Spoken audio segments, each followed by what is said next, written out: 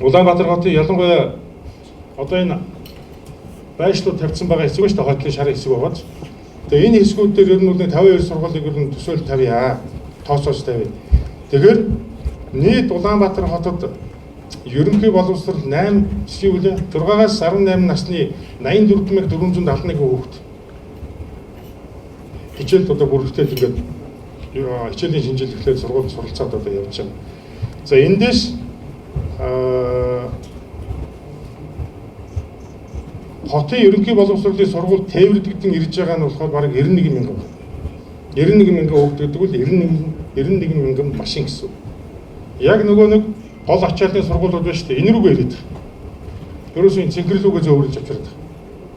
Тэгэхээр энэ төвжирлийг үүсгэж байгаа үндсэн шалтгаан мөн.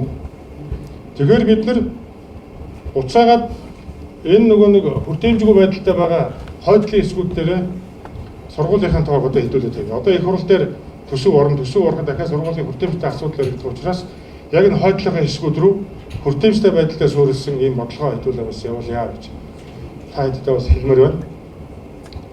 За ингэснээр тэгээд ер нь зам хөдөлгөөний төвчрлийг ч гэсэн бууруулахад бол эерэг дам нөлөө үзүүлж ер нь 16 хүртэлх байрвал энэ одоо бодлогын шийдэл орсноор бас хүрэх бололцоотой гэж одоо бодож байгаа. За энэндээс бас нэг юм нь болохоор нөгөө дэд төвүүд байгаа. Одоо Батамгалан дараа мэдчихэж байгаа. Шархаад улаастай сэлбэг. Энэ дэд төвүүд дээр суурилсан ихтэй сургуулиуд хэдүүлээ гарах бодлого хиймэр.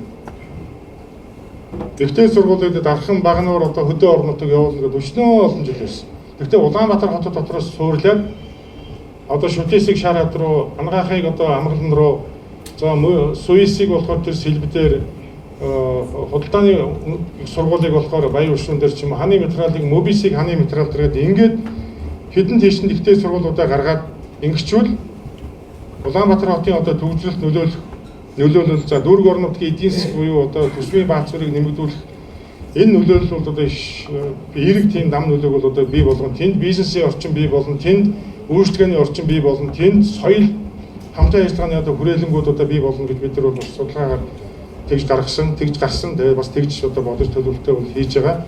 Нийт бол одоо 41 мянга гаруй биш үү юм бол.